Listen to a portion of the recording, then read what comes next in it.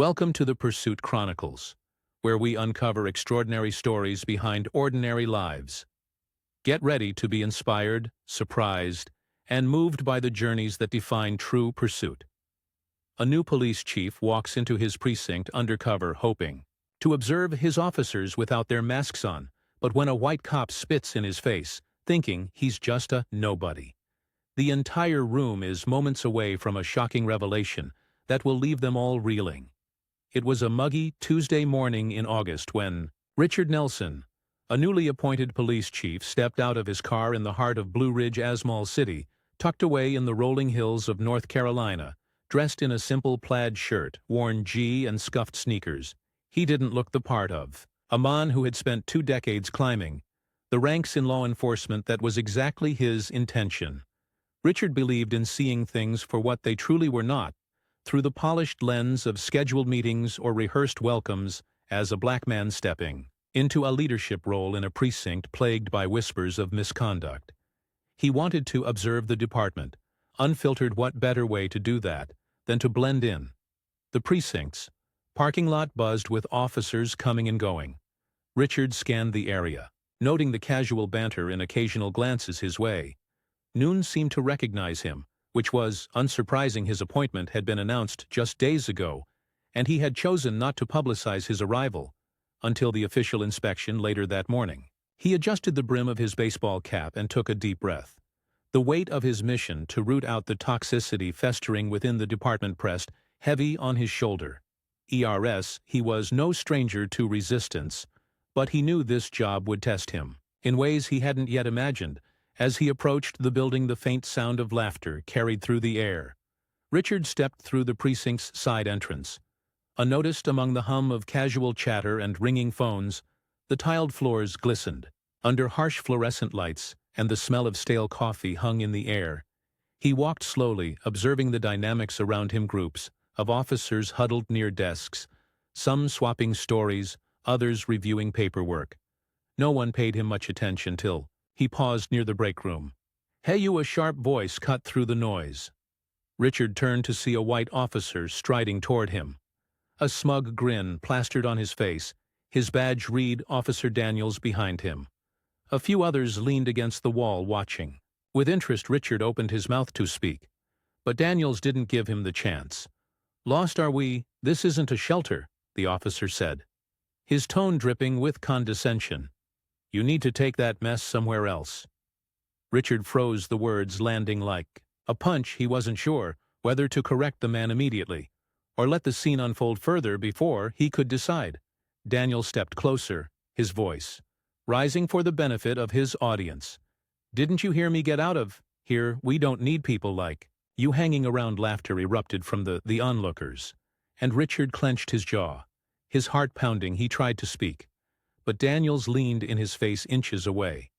Then, without warning, the officers pit straight into Richard's face. Time seemed to stop. Richard's breath hitched as the warm saliva dripped down his cheek around him. The laughter grew louder. One officer slapped the table, doubling over in amusement, while another muttered something about showing the riff-raff their place. Richard's mind raced. He could feel his pulse pounding in his ears, but he kept his composure. Here ached into his pocket, pulling out a handkerchief to wipe his face, his movements slow and deliberate. "Is this how you treat everyone who walks through these doors?" he asked, his voice calm but firm. Daniel smirked. "Only the ones who don't belong here." The group burst into laughter again, but Richard said nothing. Instead, he turned and walked down the hallway, leaving the officers behind. As he headed toward the precinct's main office, an intercom crackled to life, calling all personnel to the briefing room. It was time. The briefing room was abuzz with chatter as officers filed in, some carrying coffee mugs, others laughing over inside jokes. Richard entered through a side door, holding a folder that bore the precinct's official seal. He stood just out of view, watching the room fill with familiar faces, some still chuckling from the earlier incident. At the front of the room, Captain Harris, a stout man with a graying mustache, called for order. "All right, settle down. Everyone, we've got an important introduction today." The officers quieted, their curiosity piqued. Daniels leaned against the wall, His arms crossed, a smug expression still plastered on his face. The man was clearly enjoying his morning. Captain Harris cleared his throat. As most of you know, Chief Caldwell retired last month. We've been waiting for his replacement, and I'm pleased to introduce our new leader, a man with an impressive record and a vision for this department. Richard stepped forward, his footsteps measured. The room froze as he walked to the podium, his presence commanding attention. He placed the folder on the lectern and slowly scanned the room. His calm demeanor only heightened the tension. Daniel's smirk faltered. The color drained from his face as recognition dawned. The other officers exchanged uneasy glances, some whispering, others staring at Richard with wide eyes. "Good morning," Richard began, his voice steady. "My name is Richard Nelson. As of today, I'm your new chief of police." The silence was deafening. Daniel's face turned a deep shade of red, his bravado evaporating. Richard's gaze landed on him, holding for a moment longer than necessary, before sweeping across the rest of the room. "When I arrived this morning," Richard continued, "I came in plain closet because I wanted to see the department through an unfiltered lens. What I witnessed was eye-opening." A murmur rippled through the crowd, but Richard raised a hand to silence it. "In my brief time here, I've already seen behaviors that are not just unprofessional but downright unacceptable. Let me make one thing clear. The culture that has been allowed to fester here ends today." The room remained eerily quiet. The weight of his words, sinking in Daniel's, shifted uncomfortably. His eyes darting to the floor, Richard took a step closer to the edge of the podium. His stone, sharp but controlled respect is not optional. It's the foundation of what we do as law enforcement. Without it, we fail not just each other, but the community we serve. He let the silence hang for a moment, watching the officer squirm under his gaze. "This morning, some of you laughed at what you thought was just another powerless man being put in his place. But let me remind you, everyone who walks through those doors deserves respect, whether they're wearing a badge or not." His words cut through the room like a blade. No one dared to move. Richard let the silence linger, his gaze unwavering. The tension in the room was palpable, each officer acutely aware of the weight of his words. Daniel shifted again, his discomfort evident as beads of sweat formed on his brow. But Richard wasn't done. "I understand that change is difficult," he said, his voice steady but laced with authority. "But let me be clear, there will be no tolerance for behavior that disrespects the dignity of any individual, whether they are a colleague, a civilian, or anyone else." He stepped down from the podium, walking slowly toward the officers. His presence was commanding, yet his tone carried a controlled intensity. "Officer Daniels," Richard said, stopping just a few feet away from the man. Daniels flinched, his bravado from earlier completely dissolved. "You," Richard continued, locking eyes with him, "represent everything that's broken in this department. When you spat in my face, it wasn't just me you disrespected. It was the badge, the oath, and the community we swore to protect." "Daniel," stammered Chief, I didn't know." "That's exactly the problem," Richard interrupted, his voice sharp. "You didn't care to know. You didn't take a moment to think before you acted, because you assumed that man standing in front of you didn't matter, and that assumption is why this department has lost the trust of the people it serves." The room remained silent, every officer frozen in place. Richard turned his attention to the rest of the group. What I witnessed wasn't just one man's mistake. It was a culture where bullying and prejudice are not only tolerated but celebrated. And that stops now. He stepped back toward the podium, his voice rising slightly. "I've spent my career fighting for justice, not just in the streets, but within the walls of departments like this. One change isn't easy, and it won't happen overnight. But I promise you this, as long as I'm chief, this precinct will operate with integrity, respect, and accountability." Richard paused, letting his words sink in. Then, with a slight nod toward Captain Harris, he concluded, "Effective immediately. Officer Daniels is suspended pending an internal investigation. And for those of you who think this is just a slap on the wrist, think again. This is the first of many changes." Gasps rippled through the room.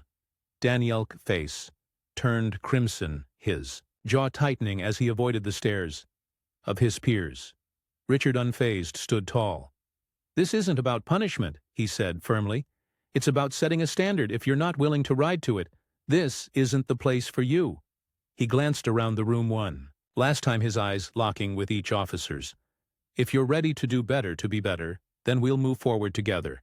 But know this, I will hold you accountable. Every step of the way the meeting ended with a heavy silence, officers shuffling out of the room without their usual chatter. Richard remained at the podium for a moment, watching as Daniel stormed out, his face a mix of embarrassment and danger. The other officers avoided eye contact, their expressions ranging from guilt to quiet contemplation.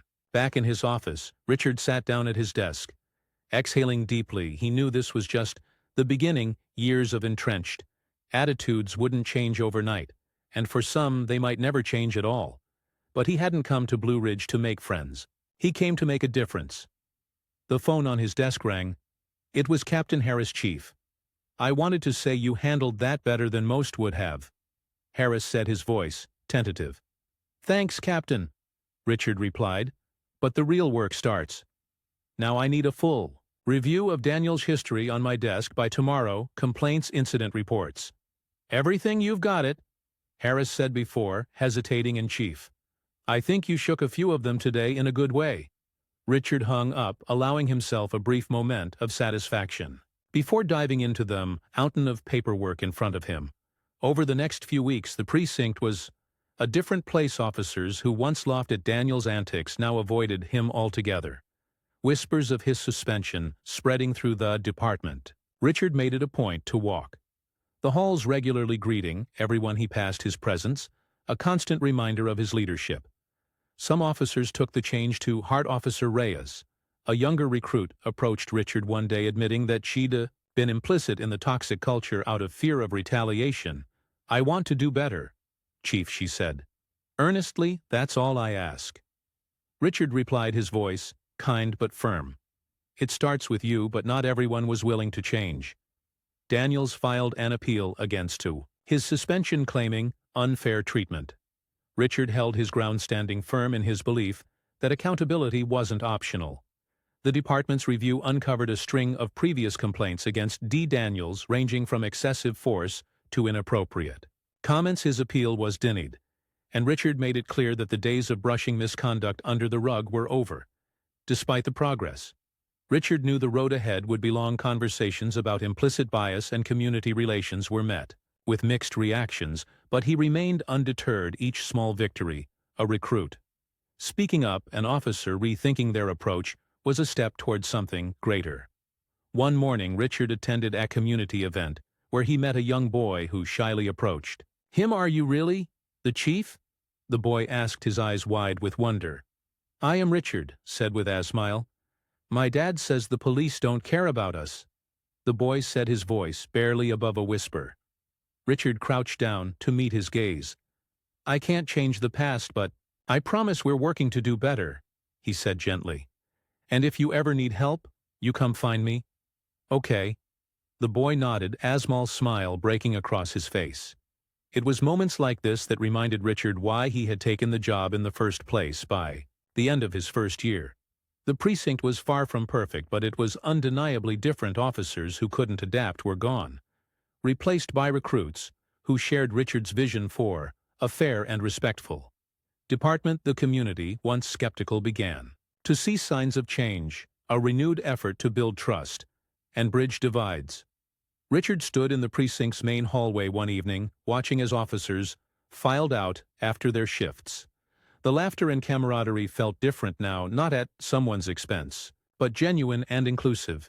He knew there would always be challenges ahead, but for the first time, he felt hopeful. Change was never easy, but it was worth every fight. Thanks for joining us on this episode of the Pursuit Chronicles. If you enjoyed the story, don't forget to like, share, and subscribe for more incredible journeys. Until next time, keep chasing what matters.